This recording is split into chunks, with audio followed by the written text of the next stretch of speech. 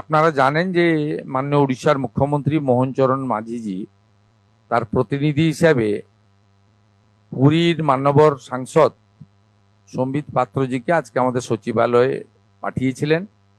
উনি চিঠিতে বলেছেন যে ওখানে জগন্নাথ দেবের পূজা পাঠ মন্দির সব চলুক, হাজার হাজার মন্দির হোক, সবাই চান, আমিও চাই, কিন্তু ওই ধাম শব্দটা আমাদের ভারতীয় সংস্কৃতি, সনাতন সংস্কৃতির সঙ্গে সামঞ্জস্যপূর্ণ নয়। এটা নিয়ে বিতর্ক অনেক আগেই ছিল। আমরা মাননীয় উড়িষ্যার মুখ্যমন্ত্রীর এই যে প্রস্তাব তাকে গ্রহণ করে ওই ক্যাম্পাস থেকে ধাম শব্দটাকে আমরা প্রত্যাহার করছি, সরিয়ে দিচ্ছি।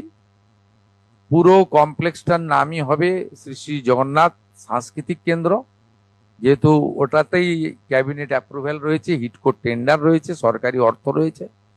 আর যেখানে ঠাকুরের পুজো পাঠ হয় সেই স্থাপত্য সেটা মন্দির নামেই পরিচিত হবে, শ্রী জগন্নাথ দেব মন্দির হিসেবে।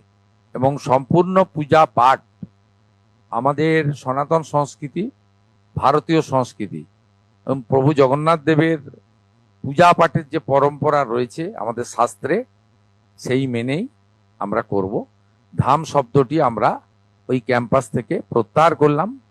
মাননীয় মুখ্য সচিব প্রয়োজনীয় নির্দেশিকা এই সংক্রান্ত জানাবেন, এবং যে পরিচালনা ট্রাস্ট কমিটি করা হয়েছে তাকেও আমরা আগামী দুদিনের মধ্যে সরকারিভাবে জানিয়ে দেব এবং আমাদের ওয়েবসাইটেও পশ্চিমবঙ্গ সরকারের দিয়ে দেব।